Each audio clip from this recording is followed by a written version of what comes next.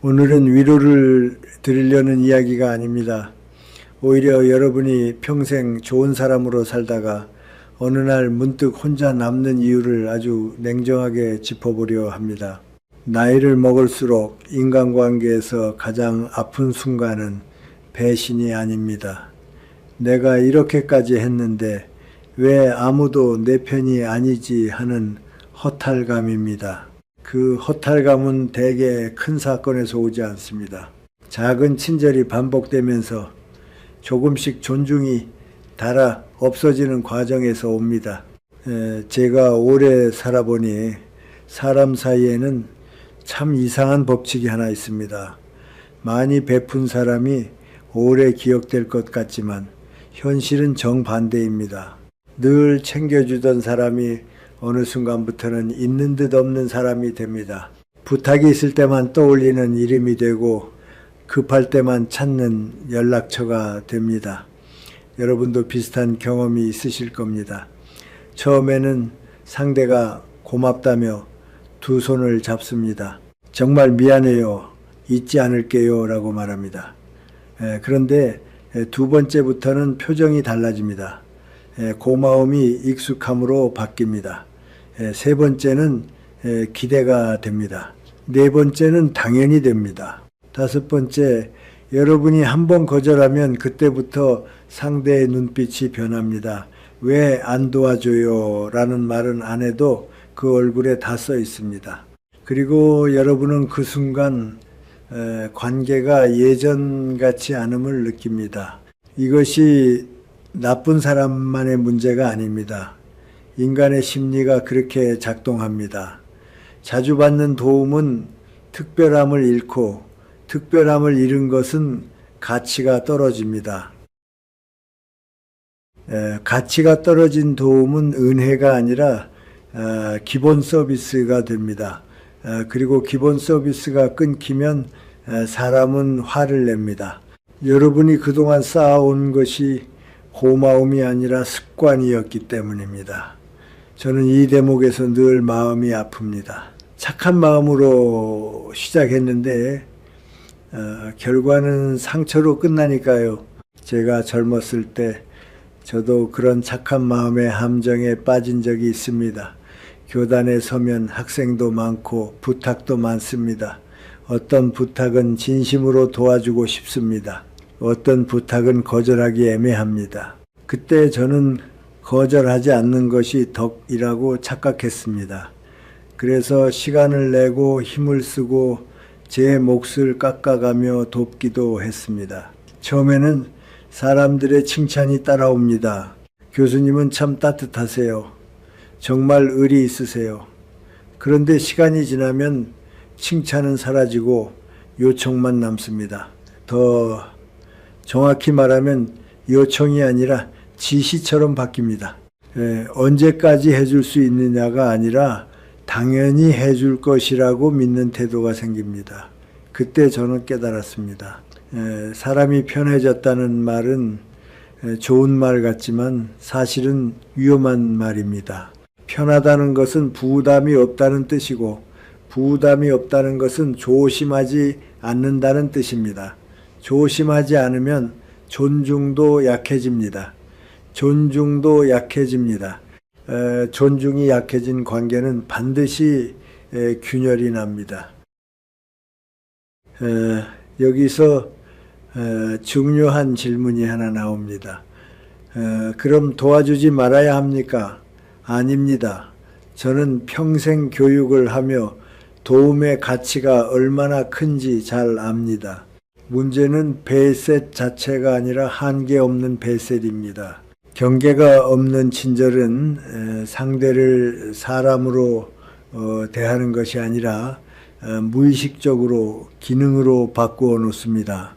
여러분은 그 사람의 삶을 돕는 것이 아니라 그 사람의 문제를 대신 처리하는 사람이 됩니다. 그렇게 되면 여러분의 삶은 조금씩 비워지고 그 빈자리에 남의 짐이 들어옵니다. 그리고 어느 순간 여러분은 지칩니다. 지쳐서 한번 멈추고 싶어집니다. 그런데 그때는 이미 늦은 경우가 많습니다. 여러분이 멈추는 순간 상대는 배려로 이해하지 않습니다. 변심으로 이해합니다.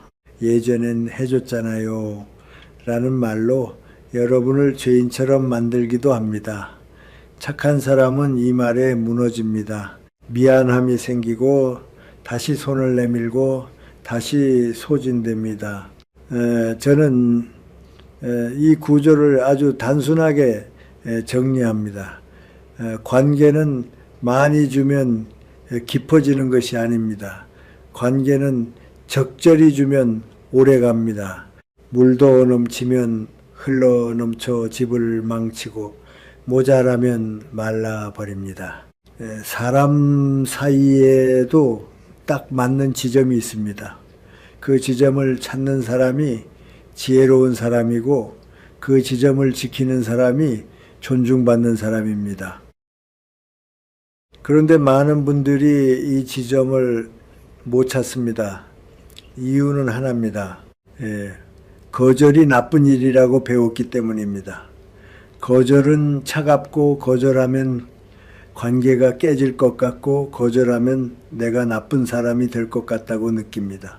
그래서 끝까지 참습니다. 끝까지 해줍니다. 그리고 결국 혼자 남습니다. 제가 여러분께 드리고 싶은 첫 번째 조언은 이것입니다. 도와줄 때는 마음만으로 결정하지 마십시오. 범위를 결정하십시오. 사람은 마음으로 시작하지만 관계는 구조로 유지됩니다. 구조가 없으면 마음은 반드시 소진됩니다. 제가 도와드릴게요 라는 말이 아니라 여기까지는 도와드릴 수 있습니다 라는 말이 여러분의 인생을 지킵니다. 이것이 인색함이 아닙니다. 이것이 정직함입니다. 여러분의 시간, 여러분의 에너지, 여러분의 삶에는 한계가 있습니다. 한계를 인정하는 사람만이 오래 따뜻할 수 있습니다. 한계를 무시하는 사람은 언젠가 폭발합니다. 그리고 폭발한 뒤에는 관계가 더 크게 망가집니다. 제가 상담을 하다 보면 이런 말을 하는 분들이 많습니다. 교수님, 저는 사람이 좋습니다. 그런데 사람 때문에 늘 힘듭니다.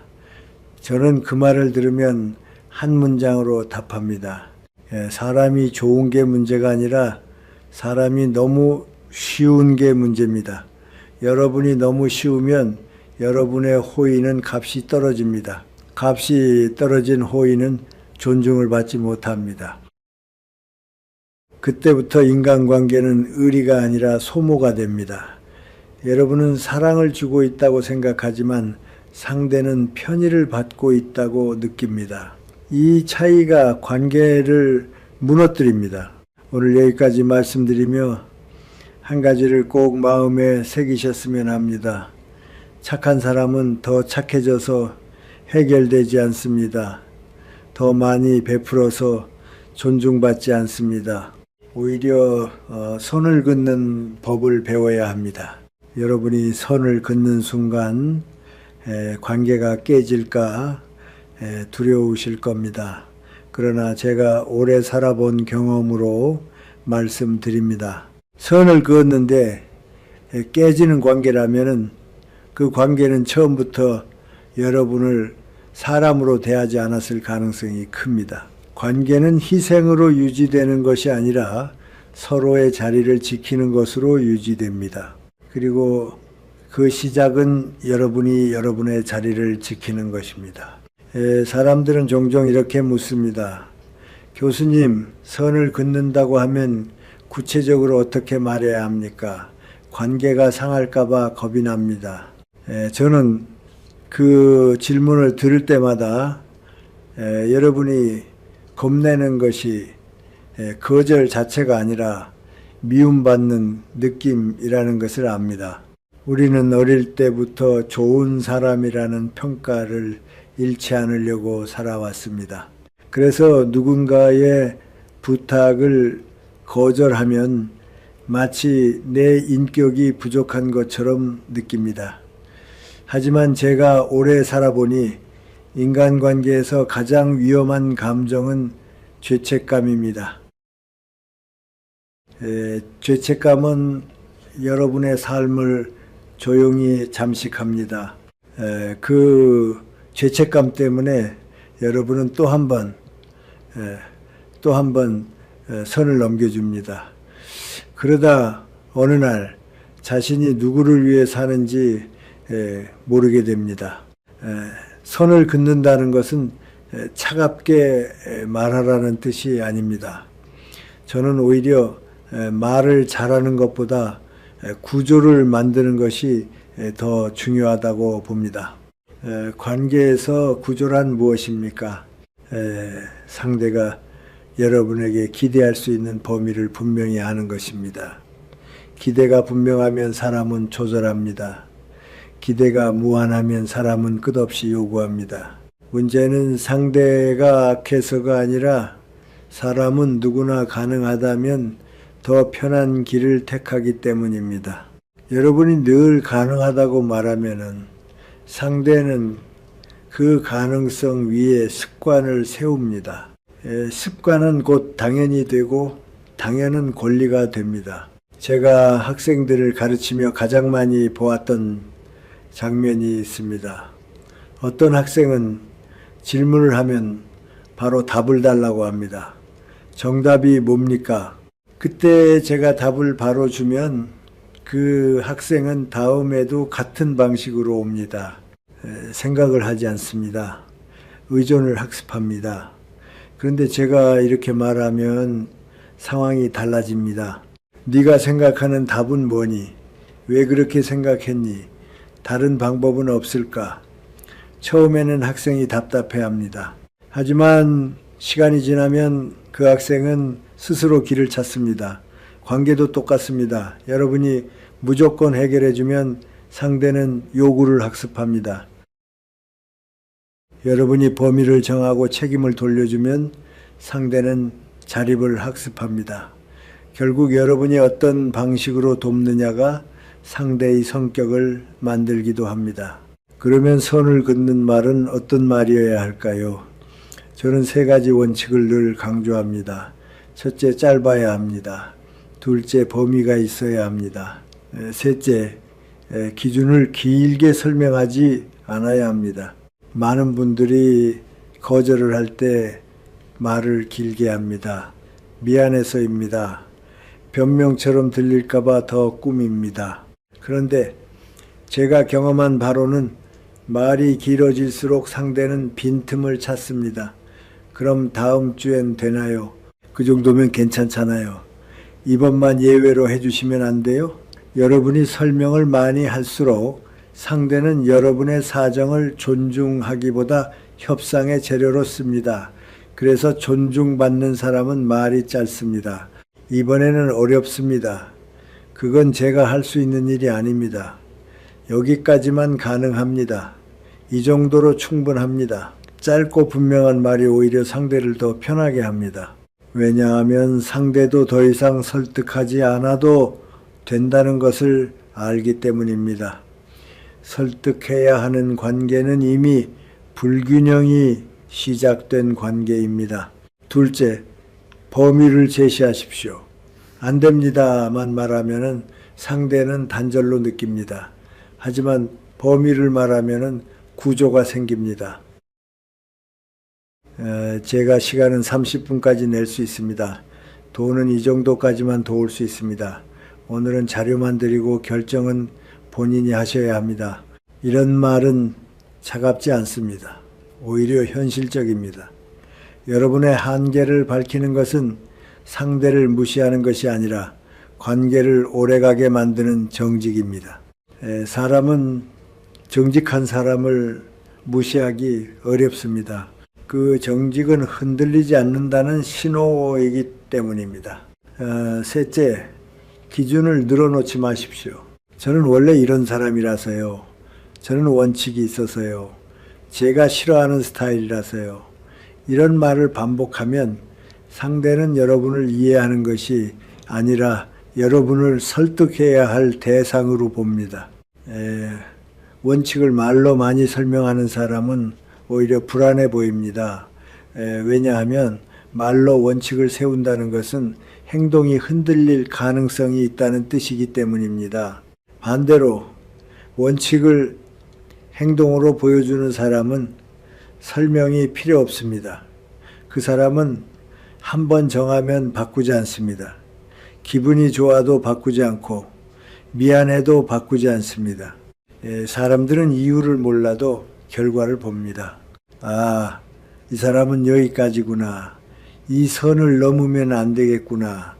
이렇게 상대가 스스로 깨닫게 만드는 것이 존중받는 방식입니다. 제가 교단에서 오래 일하면서 배운 것이 하나 더 있습니다. 사람은 따뜻함 그 자체를 존중하지 않습니다. 사람은 따뜻함을 유지할 줄 아는 힘을 존중합니다. 아무 때나 따뜻한 사람은 누구에게나 편리합니다. 편리한 사람은 금방 소모됩니다. 하지만 따뜻함에도 규칙이 있고 그 규칙을 지키는 사람은 쉽게 무너지지 않습니다. 쉽게 무너지지 않는 사람은 함부로 대하기 어렵습니다. 이것이 존중의 시작입니다. 여러분이 선을 긋는 연습을 할 때 가장 먼저 흔들리는 순간은 상대가 서운해할 때입니다. 표정이 굳어지고 말투가 차가워지고 그 정도도 안 돕나요? 같은 말을 할 때입니다. 이때 여러분의 마음은 무너집니다. 내가 너무한가? 내가 이기적인가? 그런데 저는 이렇게 묻고 싶습니다. 그 사람이 여러분의 서운함을 한 번이라도 진지하게 들어준 적이 있습니까? 여러분이 지쳐서 힘들다고 말했을 때 그 사람이 그동안 고마웠다고 말해준 적이 있습니까? 관계는 감정의 교환이어야 합니다.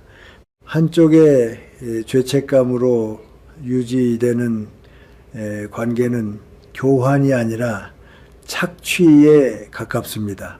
물론 우리는 누군가를 도울 수 있습니다. 그러나 도움은 서로의 인간성을 살리는 방향이어야 합니다. 한쪽의 삶을 깎아먹는 도움은 결국 둘 다 망가뜨립니다. 저는 상담을 하다 보면 교수님, 저는 거절하면 관계가 끊어질까 봐 두렵습니다 라고 말하는 분들을 자주 만납니다. 그때 제가 드리는 대답은 단순합니다. 거절 한 번에 끊어지는 관계라면 그 관계는 이미 여러분을 사람으로 붙잡고 있지 않습니다. 여러분을 사람으로 대하는 관계는 여러분이 쉬어야 할 때 쉬게 해줍니다. 여러분이 못할 때 못하게 해줍니다. 여러분의 한계를 인정합니다. 그게 존중입니다. 존중이 없는 관계는 오래 갈수록 더 큰 상처를 남깁니다. 저는 차라리 빨리 구조를 세우는 편이 낫다고 봅니다. 그리고 마지막으로 선을 긋는 말보다 더 중요한 것이 있습니다. 선을 긋는 태도입니다. 선을 긋는 태도란 감정과 결정을 분리하는 것입니다. 여러분이 화가 나서 거절하면 상대는 감정으로 받아들입니다. 하지만 여러분이 차분하게 같은 기준으로 거절하면 상대는 원칙으로 받아들입니다. 감정은 흔들립니다. 원칙은 흔들리지 않습니다. 사람들은 흔들리지 않는 것 앞에서 조심하게 됩니다. 그 조심함이 곧 존중입니다. 여러분이 오늘부터 연습하실 것은 아주 작습니다. 부탁이 들어왔을 때 즉시 네라고 말하지 마십시오. 잠깐 멈추십시오. 그리고 범위를 생각하십시오. 내가 정말 할 수 있는 범위가 어디까지인가? 그 다음 짧게 말하십시오. 여기까지만 가능합니다. 그 한 문장이 여러분의 노후를 지켜줄 수도 있습니다. 저는 그것을 냉정한 기술이라 부르지 않습니다. 저는 그것을 성숙이라 부릅니다.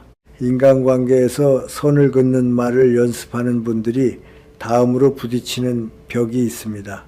말은 했는데 마음이 흔들립니다. 내가 너무 냉정한가? 저 사람이 나를 나쁘게 볼까? 이 불안이 올라오면 사람은 다시 옛 습관으로 돌아갑니다. 그래서 저는 오늘 한 가지를 더 분명히 말씀드리려 합니다. 선을 긋는 것은 말의 기술이 아니라 자기 삶을 지키는 구조의 선택입니다. 구조를 선택한 사람은 일시적인 서운함에 흔들리지 않습니다. 왜냐하면 그 사람에게는 기준이 있기 때문입니다. 그런데 기준이라는 말을 하면 많은 분들이 오해를 합니다. 기준이란 내 주장만 밀어붙이는 고집이 아닙니다. 기준이란 여기까지는 가능하고 여기부터는 불가능하다는 자기 한계의 정직한 인정입니다. 그리고 더 중요한 것은 기준을 말로 설파하는 사람이 아니라 기준을 행동으로 보여주는 사람이 존중받는다는 사실입니다. 제가 오랫동안 사람들을 관찰하면서 느낀 것은 이렇습니다. 어떤 사람은 원칙을 아주 화려하게 말합니다. 나는 이런 사람이야. 나는 이런 걸 싫어해. 내가 얼마나 힘든지 알아. 그런데 그 사람은 상황에 따라 쉽게 바뀝니다. 오늘은 강하게 말하지만 내일은 또 약해집니다.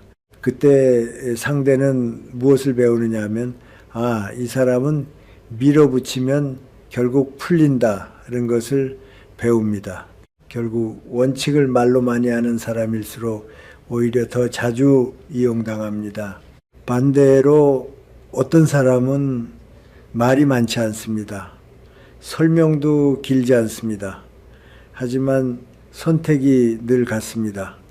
기분이 좋든 나쁘든 눈앞에 이익이 크든 작든 그의 선은 같은 자리에 있습니다. 저는 이런 사람을 만나면 마음이 편해집니다. 그 사람이 차가워서가 아닙니다.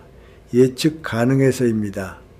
인간관계에서 예측 가능함은 큰 덕목입니다. 예측 가능한 사람은 신뢰를 얻습니다.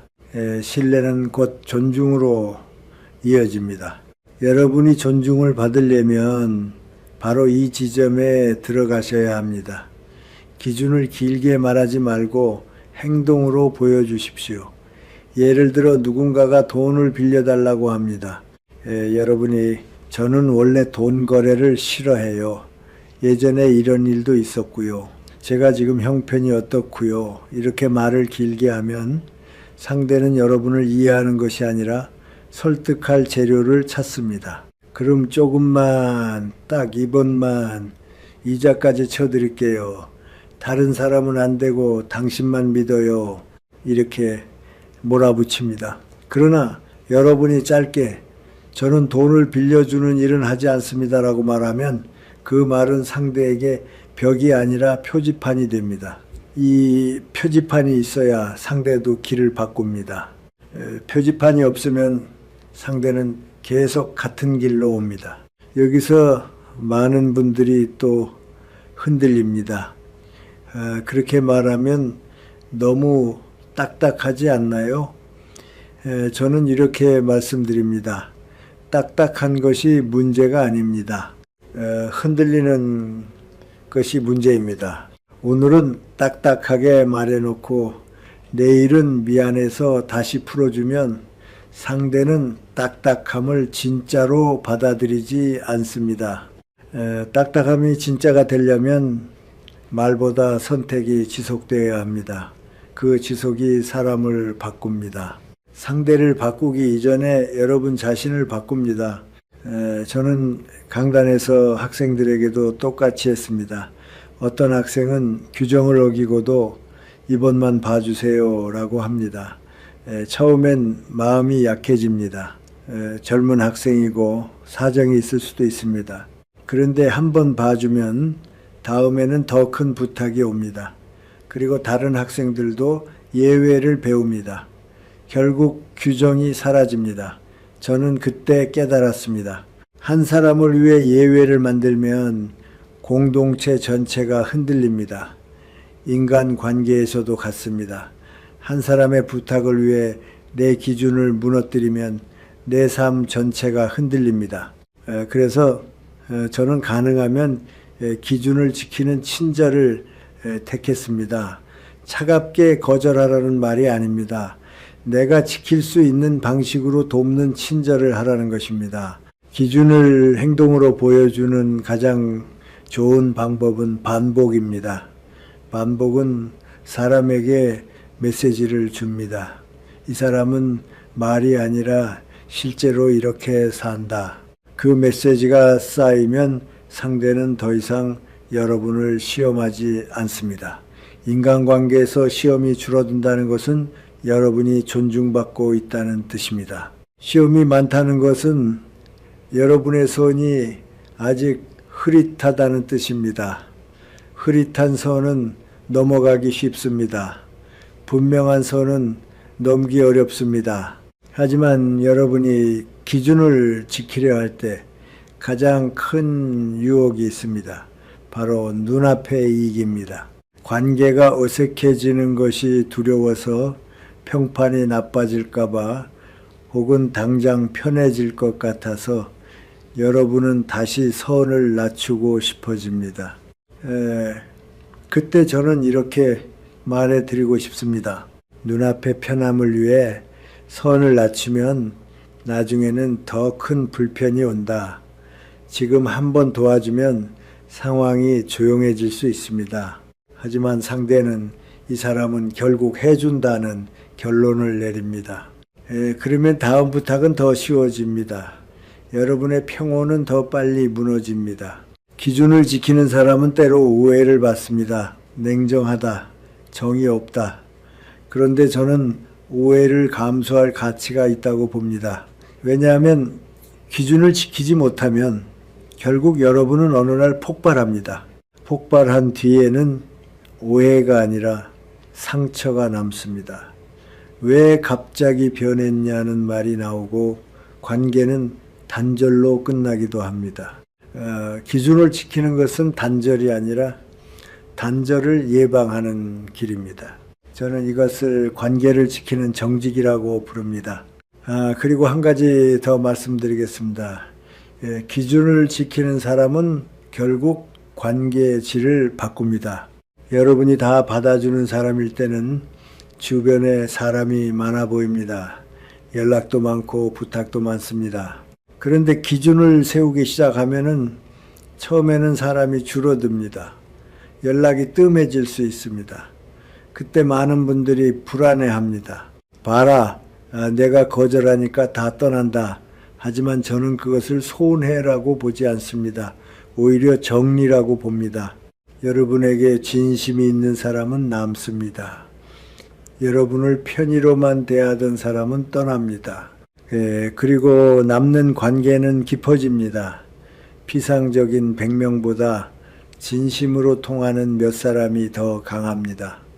노후에는 특히 그렇습니다. 많은 사람에게 흔들리는 삶보다 적은 사람과 단단한 삶이 더 평안합니다. 여러분이 오늘부터 할 일은 거창하지 않습니다. 기준을 정하십시오. 그리고 그 기준을 말로 설명하지 마십시오. 선택으로 보여주십시오. 한 번, 두 번, 세 번. 반복되면 상대는 여러분을 설득하려 하지 않습니다. 설득하려는 관계는 힘듭니다. 존중하는 관계는 편합니다. 존중은 상대가 주는 선물이지만 그 존중이 자라도록 토양을 만드는 것은 여러분의 몫입니다. 그 토양이 바로 흔들리지 않는 기준입니다. 기준을 세우고 행동으로 보여주기 시작하면 다음 단계에서 반드시 만나게 되는 주제가 있습니다. 바로 거리입니다. 많은 분들이 선을 긋는 것과 거리를 두는 것을 같은 의미로 생각합니다. 그러나 둘은 다릅니다. 선은 내 한계를 정하는 것이고 거리는 관계의 호흡을 지키는 것입니다. 선이 없다면 거리는 도망이 됩니다. 거리가 없다면 선은 금세 무너집니다. 인간관계는 결국 이 두 가지가 함께 움직여야 건강해집니다. 제가 오래 살아보니 사람들은 친밀함을 너무 쉽게 착각합니다. 친밀하다는 것은 자주 만난다는 뜻이 아닙니다. 친밀하다는 것은 필요할 때 마음이 통한다는 뜻입니다. 그런데 많은 분들이 이렇게 생각합니다. 가까울수록 좋다. 자주 볼수록 좋다. 늘 곁에 있어야 진짜 정이다. 하지만 현실은 어떻습니까? 너무 가까우면 숨이 막힙니다. 너무 자주 보면 피곤합니다. 처음에는 좋습니다. 그러나 시간이 지나면 부담이 됩니다. 부담이 되면 사람은 피하고 싶어집니다.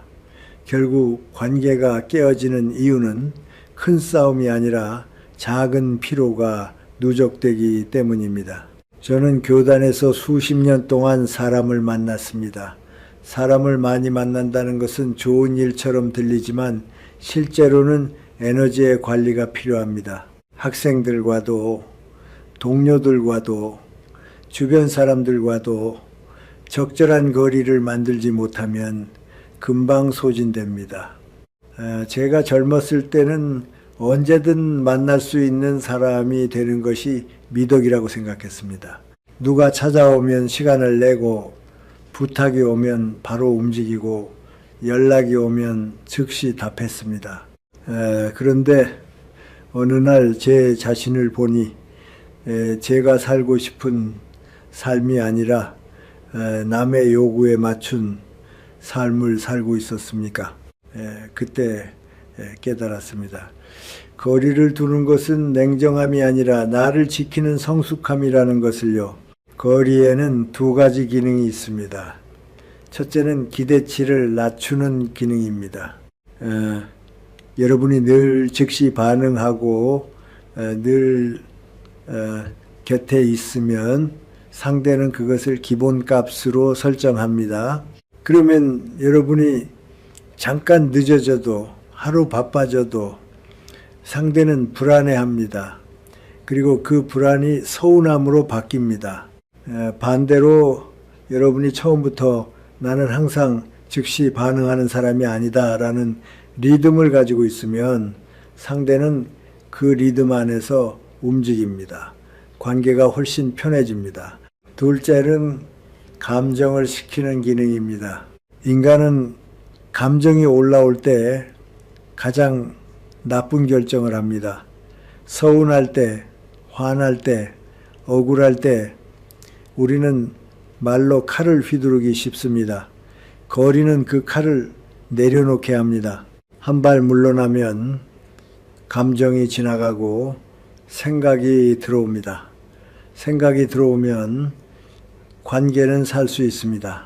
여기서 중요한 말이 하나 있습니다. 거리는 단절이 아니라 리듬입니다.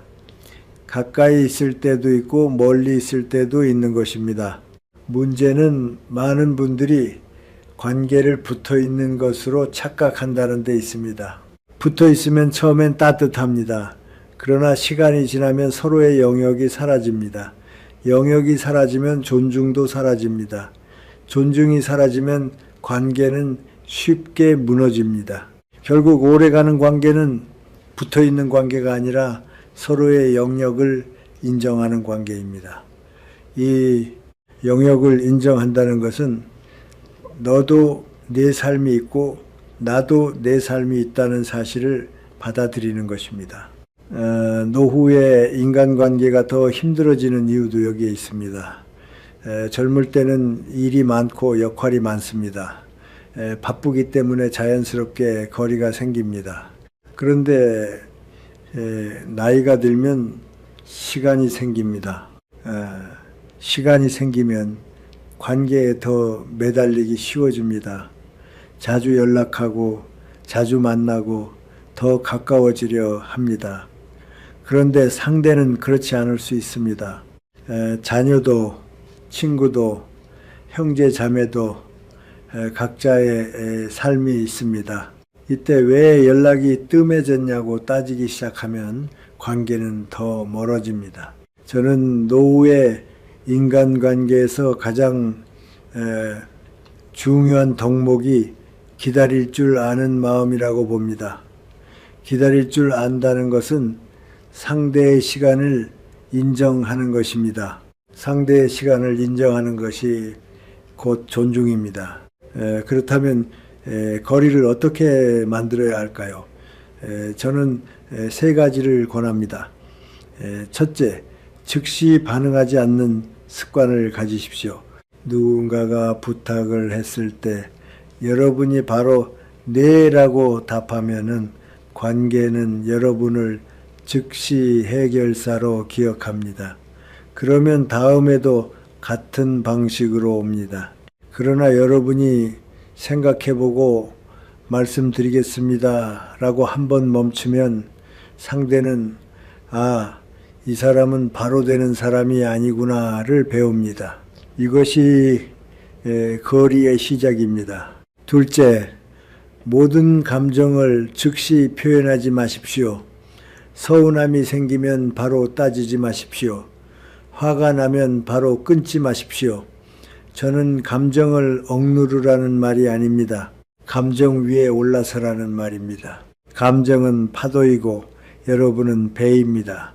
파도에 휩쓸리면 배는 뒤집힙니다. 파도를 보면서 노를 저으면 배는 목적지에 갑니다. 셋째, 만남과 연락의 빈도를 적절히 유지하십시오. 자주 본다고 깊어지는 것이 아닙니다. 자주 말한다고 가까워지는 것이 아닙니다. 때로는 비워야 그리움이 생기고 그리움이 있어야 만남이 귀해집니다. 귀한 만남은 관계를 살립니다.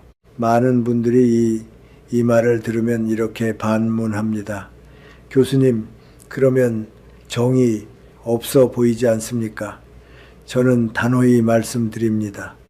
정은 붙어 있는 것에서 나오지 않습니다. 정은 존중에서 나옵니다. 상대가 숨 쉴 공간을 주는 정이 있고 상대의 삶을 인정하는 정이 있습니다. 그것이 성숙한 정입니다. 반대로 상대의 시간을 빼앗고 상대의 선택을 죄책감으로 묶어두는 정은 정이 아니라 집착입니다. 집착은 사랑처럼 보이지만 결국 관계를 망칩니다. 저는 제 주변에서도 비슷한 장면을 여러 번 보았습니다. 친구 사이에도 그렇고 형제 사이에도 그렇고 부모와 자식 사이에도 그렇습니다. 나는 너를 위해서야 라는 말로 상대를 붙잡는 순간 관계는 숨이 막히기 시작합니다. 사람은 숨이 막히면 도망가고 싶어집니다. 그 도망이 반복되면은 관계는 점점 멀어집니다. 저는 그래서 이렇게 말합니다. 가까이 있으려면 오히려 거리를 지킬 줄 알아야 한다. 이것이 역설처럼 들리지만 실제로는 가장 현실적인 원리입니다. 거리의 핵심은 냉담함이 아닙니다. 거리의 핵심은 일관성입니다. 오늘은 붙잡고 내일은 밀어내고 모레는 다시 찾고 이런 식으로 흔들리는 거리감은 관계를 더 불안하게 만듭니다. 상대는 여러분을 예측할 수 없고 예측할 수 없는 관계는 신뢰를 잃습니다. 그러니 거리를 두더라도 같은 리듬으로 두십시오. 연락이 적어도 마음은 일정하게, 만남이 드물어도 태도는 일정하게, 그 일정함이 상대에게 안정감을 줍니다. 안정감이 생기면 관계는 더 오래 갑니다. 여러분이 노후에 진짜로 필요한 관계는 항상 곁에 있는 사람이 아니라 필요할 때 서로를 존중하며 만날 수 있는 사람입니다. 그 관계는 많은 연락으로 만들어지지 않습니다. 그 관계는 적절한 거리, 그리고 서로의 삶을 인정하는 태도로 만들어집니다. 오늘부터 연습해 보십시오. 모든 연락에 즉시 응답하지 않아도 됩니다. 모든 부탁을 바로 처리하지 않아도 됩니다. 여러분이 잠깐 멈추는 그 순간부터 관계는 새로 정렬되기 시작합니다. 그리고 그 정렬은 결국 여러분을 더 존중받게 만듭니다.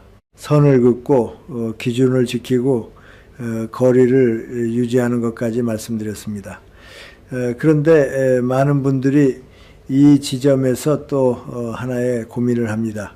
교수님, 저는 원칙도 세우고 거리도 두려고 하는데 막상 그 순간이 오면 감정이 올라와서 무너집니다.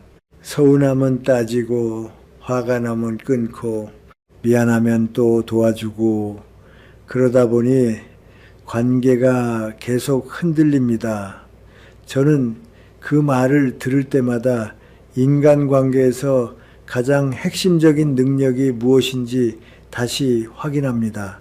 감정과 결정을 분리하는 능력입니다.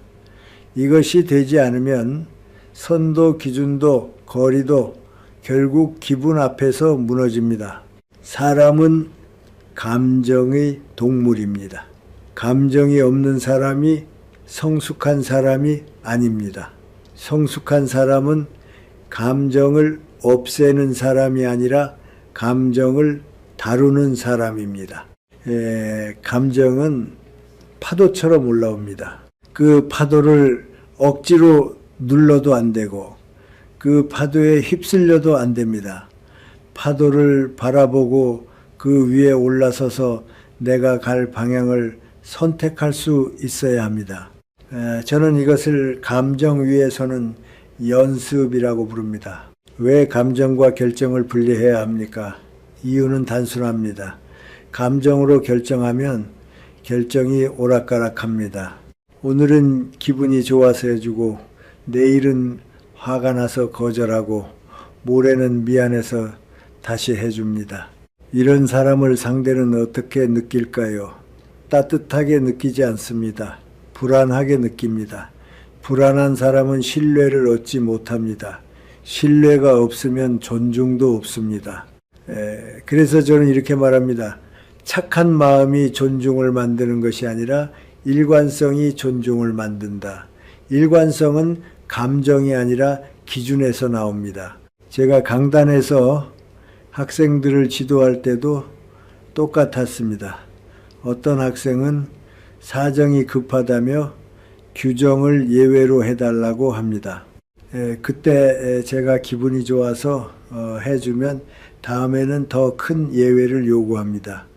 제가 화가 나서 단호하게 거절하면 학생은 교수님은 감정적이다라고 느낍니다.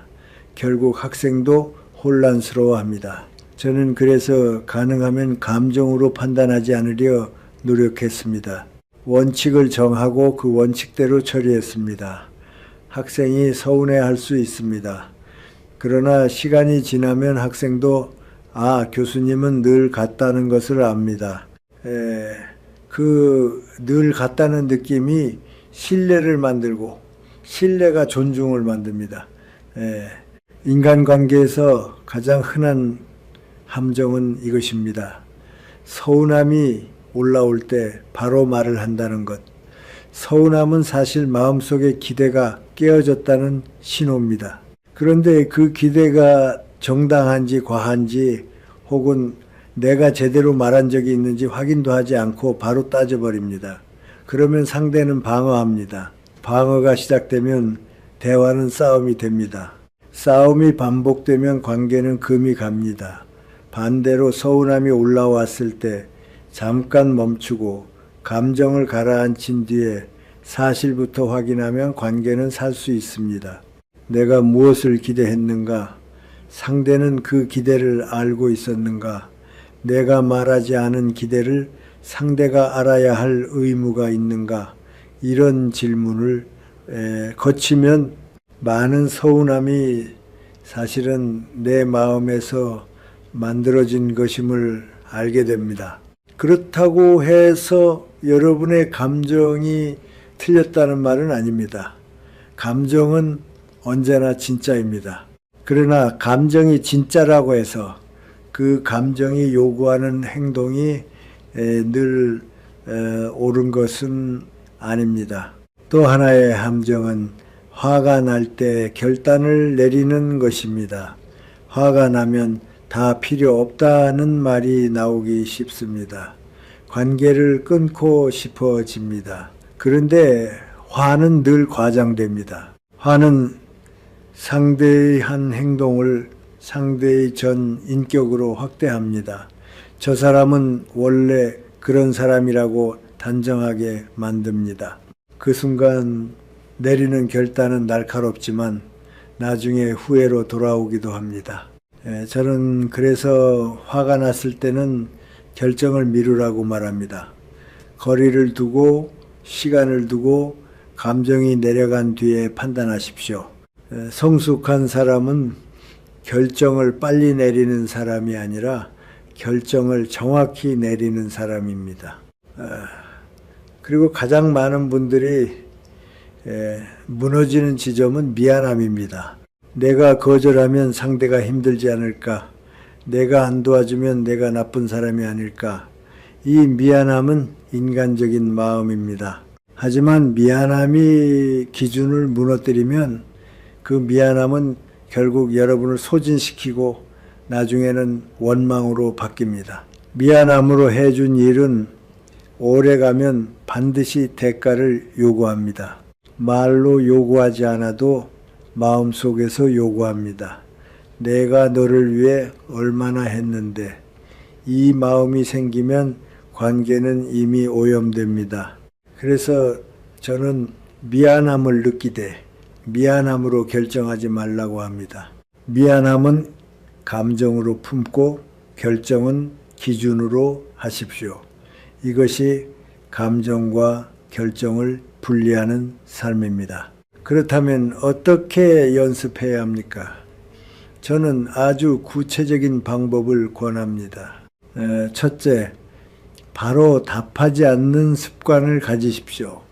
부탁을 받았을 때 또는 감정이 올라왔을 때 즉시 네도 아니어도 하지 마십시오. 제가 생각해보고 말씀드리겠습니다. 이 한 문장이 여러분을 지켜줍니다. 이 문장은 상대에게도 좋습니다. 상대는 여러분을 몰아붙일 수 없고 여러분은 감정에 휘둘리지 않을 시간을 얻습니다. 둘째, 결정을 글로 적어 보십시오. 사람은 머리로만 생각하면 감정이 끼어듭니다. 그러나 종이에 쓰면 사실이 정리됩니다. 내가 할 수 있는 범위는 무엇인가? 내가 지켜야 할 기준은 무엇인가? 적어보면 결정이 단단해집니다. 셋째, 항상 같은 문장으로 말하십시오. 감정이 섞이면 말이 흔들립니다. 하지만 미리 정한 짧은 문장을 준비해 두면 감정이 올라와도 그 문장으로 돌아갈 수 있습니다. 예를 들어 그건 제가 도울 수 없습니다. 여기까지만 가능합니다. 결정은 본인이 하셔야 합니다. 이런 문장들은 칼이 아니라 울타리입니다. 울타리가 있어야 정원이 지켜집니다. 여러분이 이 연습을 하면은 상대는 처음에는 불편해 할 수 있습니다. 왜냐하면 상대는 여러분의 감정으로 움직이는 모습에 익숙해져 있었기 때문입니다. 여러분이 흔들리면 상대는 더 쉽게 요구할 수 있습니다. 그러나 여러분이 흔들리지 않으면 상대는 조정합니다. 사람은 늘 가능한 곳으로 갑니다. 여러분이 가능한 사람에서 가능한 범위가 있는 사람으로 바뀌면 상대의 요구도 달라집니다. 요청이 줄거나 요청이 정중해지거나 혹은 의존이 줄어듭니다. 이 변화가 존중을 만듭니다. 저는 인간관계에서 가장 큰 자유가 어디서 오는지 이제 확실히 압니다.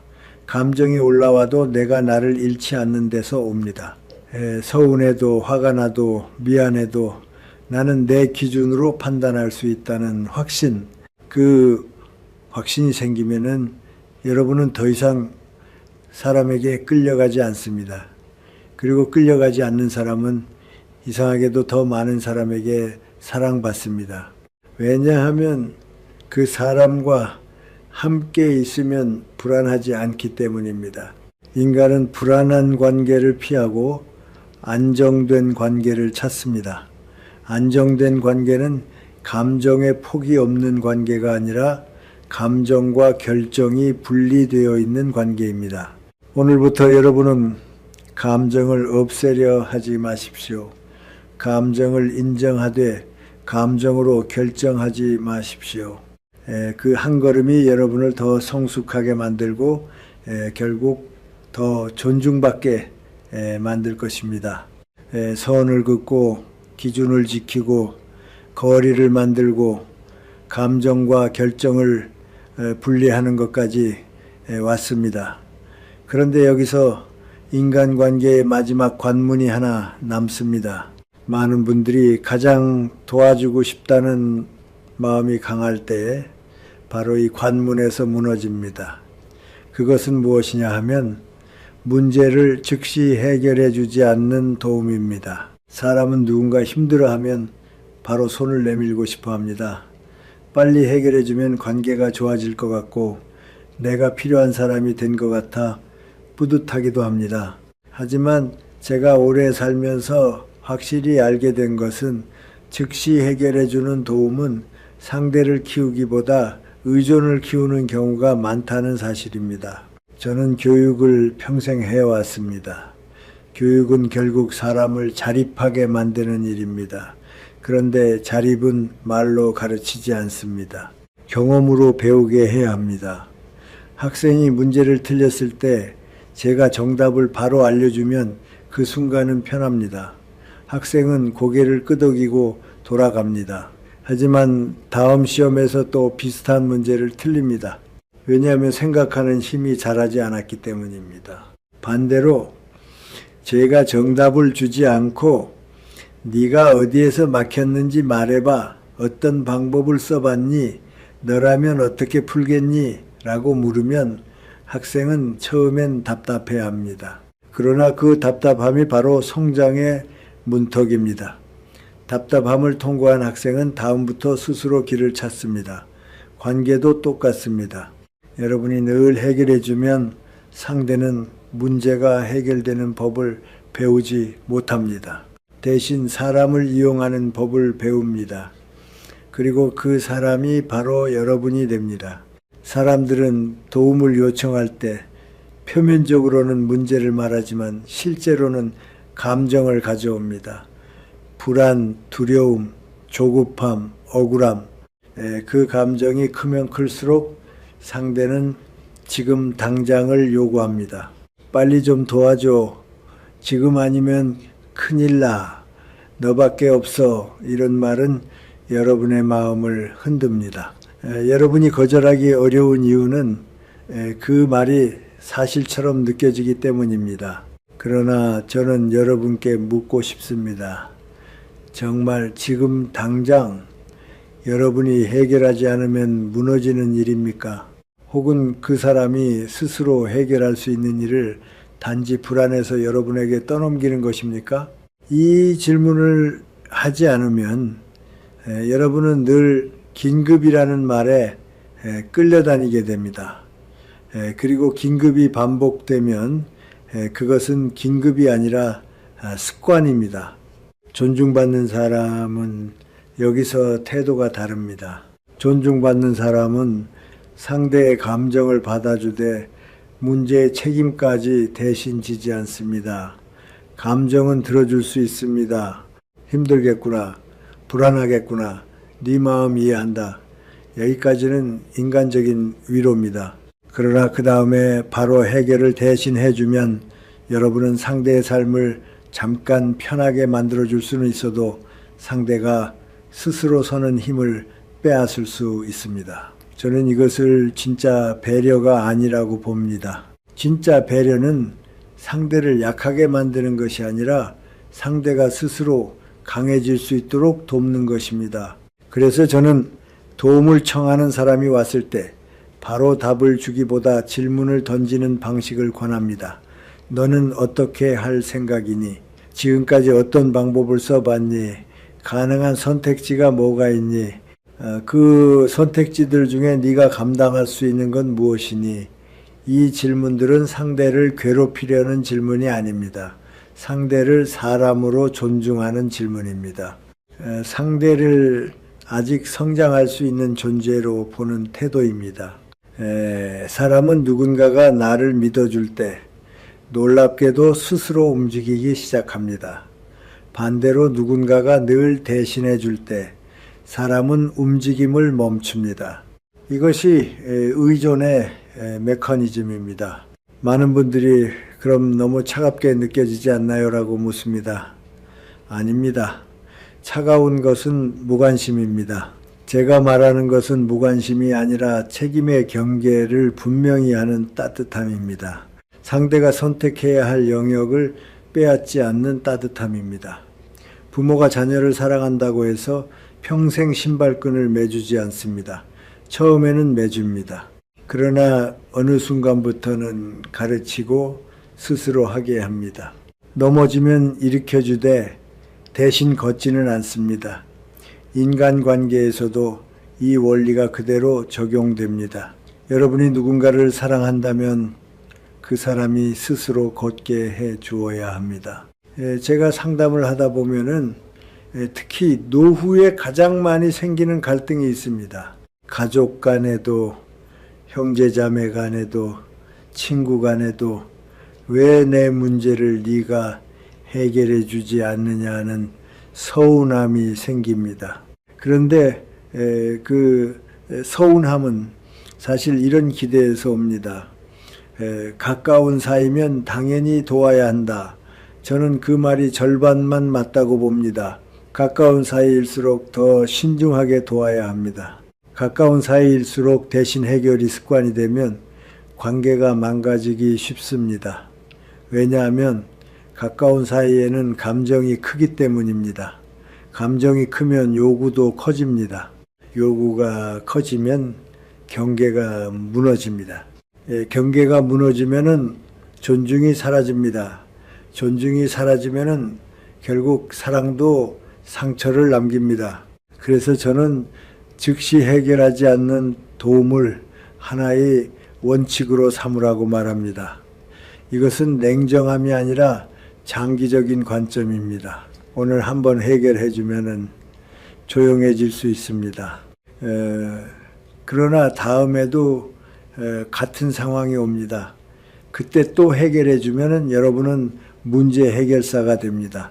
문제 해결사가 된 사람은 결국 자기 문제를 돌볼 시간이 없어집니다. 자기 삶이 무너집니다. 저는 노후에 가장 무서운 것이 바로 이것이라고 봅니다. 남의 문제를 해결하다가 정작 자기 건강, 자기 재정, 자기 삶의 질을 놓치는 것, 그 순간 관계는 여러분을 지켜주지 않습니다. 관계는 여러분의 에너지가 있을 때만 돌아갑니다. 에너지가 떨어지면 연락이 줄고 부탁도 줄고 여러분은 허탈해집니다. 그래서 저는 미리 구조를 바꾸라고 말합니다. 구조를 바꾸는 말은 어렵지 않습니다. 다만 여러분이 감정에 끌려가지 않는 연습이 필요합니다. 예를 들어 이렇게 말할 수 있습니다. 내가 대신 해줄 수는 없지만 네가 정리할 수 있게 같이 생각해 볼게. 내가 결정해 주진 않겠지만 선택지까지는 같이 찾아보자. 오늘은 네가 먼저 계획을 세워서 가져오면 내가 그 다음에 조언해 줄게. 이런 말은 도움을 거절하는 말이 아닙니다. 도움의 형태를 바꾸는 말입니다. 상대는 처음에는 불편해합니다. 왜냐하면 편한 길을 잃었기 때문입니다. 그러나 시간이 지나면 상대는 스스로 서는 힘을 얻게 됩니다. 그리고 여러분은 지치지 않습니다. 이것이 서로에게 이로운 도움입니다. 또 한 가지 중요한 원칙이 있습니다. 필요한 말만 남기십시오. 많은 분들이 도와주지 못할 때 과한 설명을 합니다. 내가 요즘 너무 바빠서 몸이 안 좋아서 사정이 이래서 그렇게 말하면은 상대는 이해하는 것 같지만 실제로는 또 다른 기대를 만듭니다. 바쁘지 않으면 해주겠네. 몸이 좋아지면 해주겠네. 그 기대는 다시 돌아옵니다. 반대로 그건 내가 대신 해결할 수 없다라고 짧게 말하면 상대는 더 이상 협상의 여지를 찾지 못합니다. 여러분의 말이 단단해집니다. 단단한 말은 상대를 상처내기보다 오히려 관계를 덜 흔들리게 합니다. 흔들리지 않는 말이 사람을 편하게 합니다.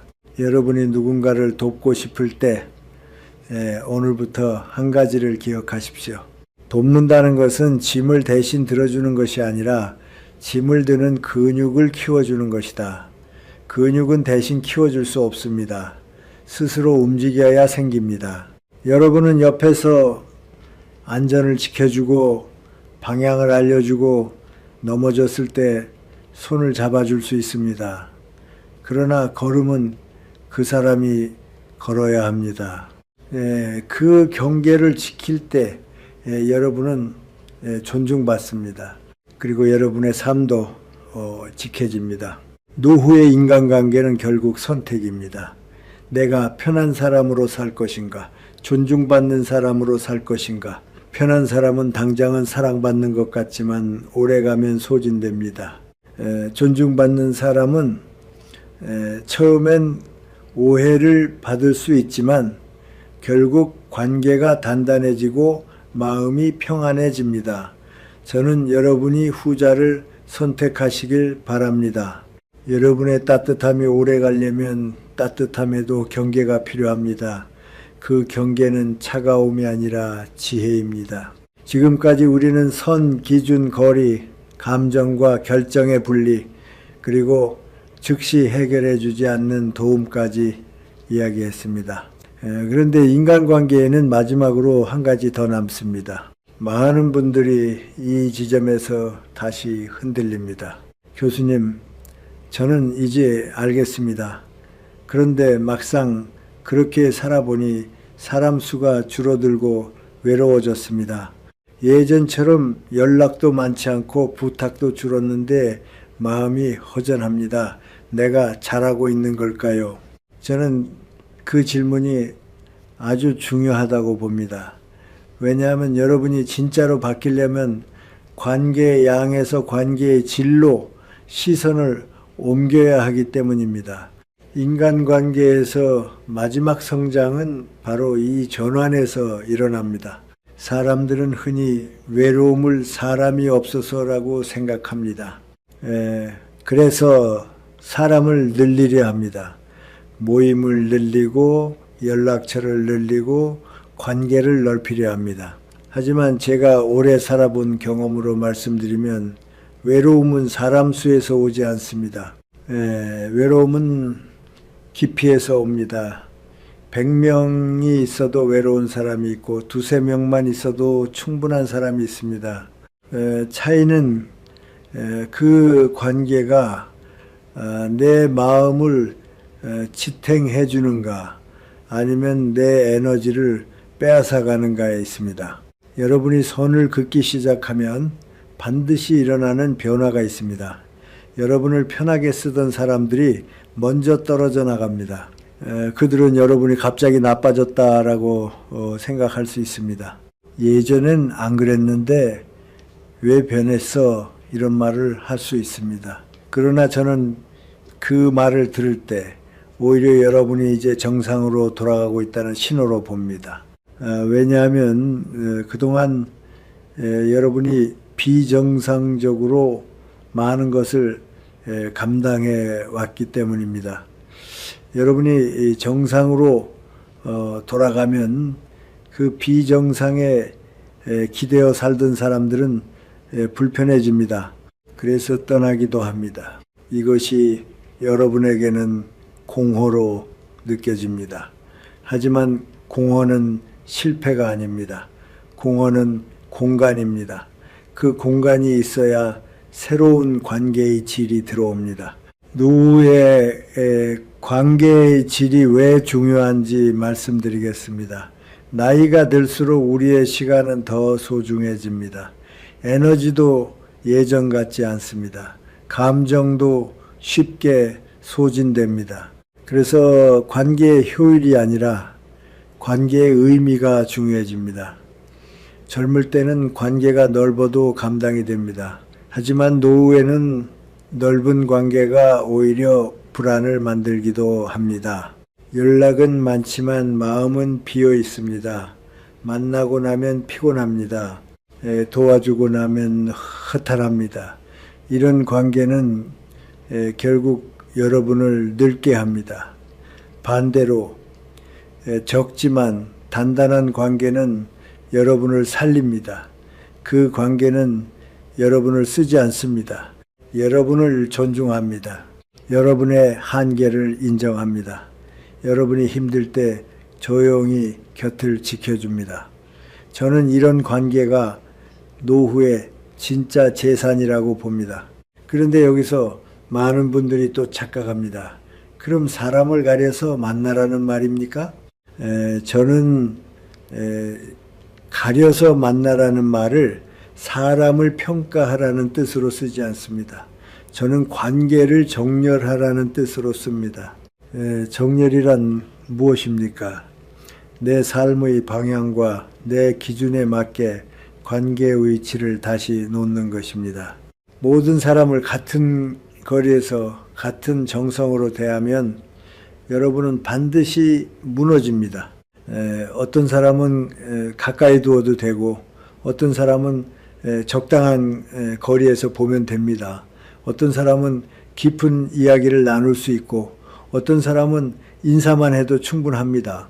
이 구분이 성숙입니다. 구분을 못하면 여러분은 모든 사람에게 같은 에너지를 쓰고 결국 바닥납니다. 제가 젊은 시절에는 사람을 많이 알아야 한다는 말을 많이 들었습니다. 사회에서는 그것이 능력처럼 보입니다. 그러나 시간이 지나고 나이가 들수록 저는 그 말이 반만 맞다는 것을 알게 되었습니다. 사람을 많이 아는 것이 능력이 아니라 사람을 제대로 아는 것이 능력입니다.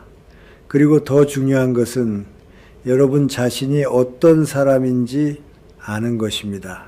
내가 어떤 관계에서 행복한지, 어떤 관계에서 소진되는지, 내가 어떤 방식으로 존중받는지, 내가 무엇을 절대 허용하지 않는지, 이것을 모르면 관계는 늘 흔들립니다.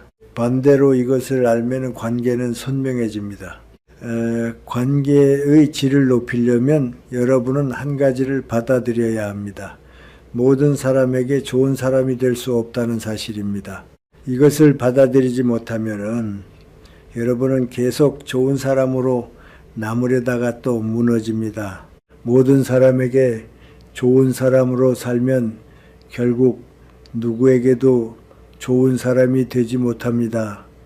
왜냐하면 여러분 자신에게 가장 먼저 나쁜 사람이 되기 때문입니다. 자기에게 나쁜 사람은 결국 타인에게도 오래 좋은 사람이 될 수 없습니다. 사랑도 에너지가 필요합니다. 에너지가 바닥나면 사랑은 의무가 되고 의무가 되면 마음은 떠납니다. 그러면 어떤 관계를 남겨야 합니까? 저는 기준을 아주 단순하게 잡습니다. 나를 존중하는가? 나를 소비하는가? 나를 존중하는 사람은 여러분의 거절을 받아들입니다. 여러분의 한계를 인정합니다. 여러분이 여기까지만이라고 말했을 때 그 안에서 움직입니다.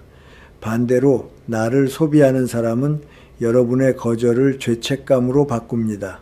너밖에 없다. 내가 너한테 얼마나 했는데, 가족인데 이 정도도 못해. 이런 말로 여러분을 묶습니다. 이런 관계는 정이 깊어 보이지만 사실은 경계가 무너진 관계입니다. 경계가 무너진 관계는 결국 사랑이 아니라 착취가 됩니다. 저는 이 말이 거칠게 들릴 수 있다는 것을 압니다. 그러나 현실을 정확히 봐야 합니다. 그래야 여러분이 무너지지 않습니다. 관계의 질은 대화의 방식에서도 드러납니다. 깊은 관계는 말을 많이 하지 않아도 통합니다. 보고 싶을 때 보고, 필요할 때 힘이 되어주고, 서로를 있는 그대로 인정합니다. 반대로 얕은 관계는 늘 확인을 요구합니다. 왜 연락이 없냐? 왜 그렇게 했냐? 왜 나를 안 챙기냐? 이런 질문이 많아질수록 관계는 불안합니다. 불안한 관계는 늘 에너지를 요구합니다. 노후에 여러분이 감당할 수 있는 관계는 불안한 관계가 아니라 안정된 관계입니다. 여기서 또 한 가지 중요한 것이 있습니다. 나 혼자만 관계의 질을 높일 수 없다는 것입니다. 관계는 두 사람이 함께 만드는 것입니다. 여러분이 아무리 기준을 지켜도 상대가 그 기준을 존중하지 않으면 관계는 깊어질 수 없습니다. 그래서 때로는 거리를 더 두는 선택이 필요합니다. 이때도 여러분은 죄책감을 느낄 수 있습니다. 그러나 저는 죄책감을 이렇게 정의합니다. 죄책감은 내가 나를 지키려 할 때 과거의 습관이 마지막으로 흔드는 그림자입니다. 그 그림자를 이겨내면 여러분은 훨씬 가벼워집니다. 그리고 외로움에 대해 마지막으로 말씀드리고 싶습니다. 관계를 정리하면 외로움이 잠깐 올 수 있습니다. 하지만 그 외로움은 빈자리의 외로움입니다. 그 빈자리는 여러분을 망가뜨리던 소음이 빠져나간 자리이기도 합니다. 소음이 사라지면 처음에는 정막이 낯섭니다. 그러나 정막이 익숙해지면 그때 여러분은 비로소 자신을 듣게 됩니다. 자신을 들을 수 있는 사람은 외로움에 지지 않습니다. 왜냐하면 그는 혼자 있어도 무너지지 않는 중심을 갖게 되기 때문입니다. 노후에 가장 강한 사람은 많은 사람을 가진 사람이 아니라 혼자 있어도 품위를 잃지 않는 사람입니다. 그리고 그 품위는 기준과 거리, 그리고 관계의 질을 선택하는 과정에서 만들어집니다.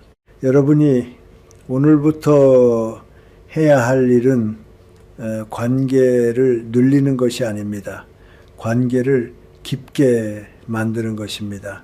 그 깊이는 많이 주는 데서 오지 않습니다. 적절히 주는 데서 옵니다. 항상 붙어 있는 데서 오지 않습니다. 서로의 공간을 인정하는 데서 옵니다. 그리고 무엇보다 여러분이 여러분 자신을 존중하는 데서 시작됩니다. 여러분이 자신을 존중하면 여러분을 존중하지 않는 관계는 자연히 자리를 잇습니다. 그 과정이 두려울 수 있습니다. 그러나 그 두려움은 결국 여러분을 더 평안한 삶으로 데려갈 것입니다. 이제 마지막으로 여러분이 실제 삶에서 이 원리를 어떻게 몸에 붙이는가에 대해 이야기하고 싶습니다. 우리는 종종 좋은 내용을 듣고도 돌아서면 다시 예전 습관으로 돌아갑니다.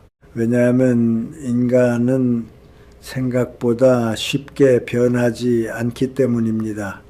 특히 인간 관계는 오래된 습관의 영역입니다. 그래서 저는 거창한 결심보다 작은 행동의 반복이 더 중요하다고 봅니다. 관계를 바꾸는 사람은 마음이 큰 사람이 아니라 습관을 바꾸는 사람입니다. 여러분이 앞으로 지켜야 할 핵심은 4가지입니다. 첫째, 한계를 말한다. 둘째, 거리를 유지한다. 셋째, 감정과 결정을 분리한다. 넷째, 즉시 해결해 주지 않는다. 이 4가지가 합쳐지면 여러분은 더 이상 편한 사람이 아니라 존중받는 사람으로 살아갈 수 있습니다. 그런데 여기서 중요한 것은 이 원리를 알고 있다는 사실이 아닙니다. 이 원리를 자동으로 실행할 수 있는가입니다.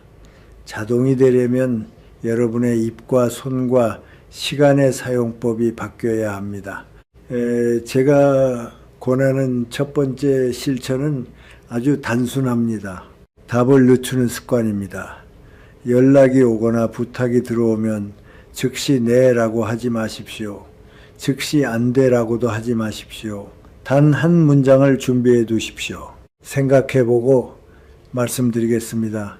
이 한 문장은 여러분에게 시간을 줍니다. 시간이 생기면 감정이 내려갑니다. 감정이 내려가면 기준이 보입니다. 기준이 보이면은 선을 지킬 수 있습니다. 사람들은 이 문장을 듣고 불편해할 수 있습니다. 그러나 그 불편함은 여러분의 자유를 위한 비용입니다. 저는 그 비용이 충분히 가치 있다고 봅니다. 노후에는 특히 그렇습니다. 마음이 급해져서 즉시 반응하는 습관이야말로 관계를 망가뜨리는 가장 빠른 길입니다.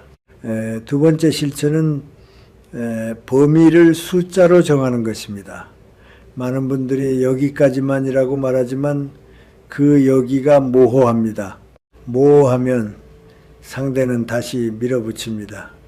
여러분도 흔들립니다. 그래서 저는 가능한 한 구체적으로 정하라고 말합니다. 시간이라면 30분까지만, 돈이라면 이 금액까지만, 도움이라면 이번 한 번만, 역할이라면 자료는 찾아드리지만 결정은 본인이. 구체적 범위는 차가움이 아니라 정직입니다. 정직한 사람은 함부로 다루기 어렵습니다. 그리고 놀랍게도 구체적으로 말할수록 오해가 줄어듭니다. 관계는 모호할 때 더 많이 상처를 냅니다. 세 번째 실천은 짧은 문장을 미리 준비하는 것입니다. 감정이 올라오면 말이 길어집니다. 말이 길어지면 변명이 됩니다. 변명은 약함으로 읽힙니다. 약함은 다시 요구를 부릅니다. 그러니 여러분은 짧은 문장으로 돌아가야 합니다. 저는 이런 문장들을 권합니다. 그건 제가 할 수 없습니다. 여기까지만 가능합니다. 그건 본인이 결정하셔야 합니다. 이번에는 어렵습니다. 중요한 것은 문장 자체보다 그 문장을 같은 톤으로, 같은 속도로, 같은 태도로 말하는 것입니다. 오늘은 부드럽게 말하고 내일은 날카롭게 말하면 상대는 감정을 읽습니다. 그러나 늘 같은 태도로 말하면 상대는 기준을 읽습니다. 기준을 읽으면 사람은 조심합니다. 그 조심함이 존중입니다. 네 번째 실천은 즉시 해결을 멈추고 질문으로 바꾸는 것입니다. 누군가 문제가 생겼다고 달려오면 우리는 본능적으로 해결해주고 싶어집니다. 특히 가족에게, 가까운 사람에게 더 그렇습니다. 그러나 저는 여러분이 한 번만 방향을 바꿔보기를 바랍니다. 해결되신 질문을 던지십시오. 너는 어떻게 할 생각이니? 지금까지 어떤 방법을 써봤니? 가능한 선택지는 뭐가 있니? 그 선택지 중 네가 감당할 수 있는 건 무엇이니? 처음에는 상대가 답답해할 겁니다. 지금 급한데 왜 그런 걸 물어요? 라고 말할 수도 있습니다. 그때 여러분은 흔들리지 말고 이렇게 말하십시오. 내가 대신 해결해주면 너는 다음에 또 힘들어진다. 나는 네가 스스로 설 수 있길 바란다. 이것이 진짜 도움입니다. 진짜 배려는 상대를 편하게 만드는 것이 아니라 상대를 성장시키는 것입니다. 다섯 번째 실천은 관계의 등급을 정하는 것입니다. 이 말이 조금 차갑게 들릴 수도 있습니다. 그러나 현실적인 말입니다. 사람에게는 모두 같은 에너지를 줄 수 없습니다. 여러분의 시간은 한정되어 있고 감정의 용량도 한정되어 있습니다. 그러니 여러분은 관계를 정렬해야 합니다. 가까운 사람, 중간거리의 사람, 멀리서 인사만 하는 사람, 이 구분을 마음속에서라도 명확히 하십시오. 그리고 그 구분에 맞게 연락의 빈도와 만남의 빈도와 도움의 범위를 조절하십시오. 이것이 공평하지 않다고 느껴질 수도 있습니다. 그러나 공평은 모두에게 똑같이 주는 것이 아니라 내가 감당할 수 있는 만큼을 적절히 배분하는 것입니다. 여러분이 감당을 넘어서면 결국 아무도 제대로 사랑할 수 없습니다. 6번째 실천은 죄책감과 친절을 분리하는 것입니다. 여러분이 선을 지키려 할 때 죄책감이 반드시 올라옵니다. 내가 너무한가? 내가 나쁜가? 저는 그때 이렇게 말해드리고 싶습니다. 죄책감은 여러분이 실제로 잘못해서 생기는 감정이기도 하지만 많은 경우에는 여러분이 오랫동안 길들여진 습관이 만들어내는 감정입니다. 예전에는 죄책감 때문에 네라고 말했고 그래서 관계가 유지된 것처럼 보였습니다. 하지만 그 관계는 여러분의 삶을 깎아먹었습니다. 그러니 이제 죄책감이 올라올 때 그 죄책감이 진짜 도덕인지 오래된 습관인지 구분하십시오. 그리고 결정을 죄책감이 아니라 기준으로 하십시오. 기준으로 결정하는 순간 죄책감은 시간이 지나며 약해집니다. 습관은 반복으로 사라집니다. 마지막으로 제가 드리고 싶은 말이 있습니다. 여러분은 이제부터 좋은 사람이 되는 것이 목표가 아니라 좋은 삶을 사는 것이 목표가 되어야 합니다. 좋은 삶은 남에게 맞추는 삶이 아닙니다. 좋은 삶은 내가 지킬 것을 지키는 삶입니다. 내가 지킬 것을 지키는 사람이 결국 남도 더 오래 돕습니다. 내가 무너진 사람은 아무도 오래 돕지 못합니다. 저는 노후에 가장 지혜로운 사람이 누구인지 확실히 압니다. 많은 사람을 가진 사람이 아닙니다. 많은 칭찬을 받은 사람이 아닙니다. 자기 삶을 지키면서도 필요한 만큼 따뜻할 수 있는 사람입니다. 그 사람은 선을 긋되 미워하지 않습니다. 거리를 두되 냉담하지 않습니다. 감정을 느끼되 휘둘리지 않습니다. 돕되 대신 살지 않습니다. 오늘부터 아주 작은 것 하나만 실천해 보십시오. 누군가가 부탁하면 즉시 네라고 하지 마십시오. 생각해 보고 말씀드리겠습니다. 그 한 문장이 여러분을 바꿀 것입니다. 그리고 여러분이 바뀌면은 관계도 바뀝니다. 관계가 바뀌면은 노후의 평안도 달라집니다. 저는 여러분이 그 평안을 꼭 누리시길 바랍니다.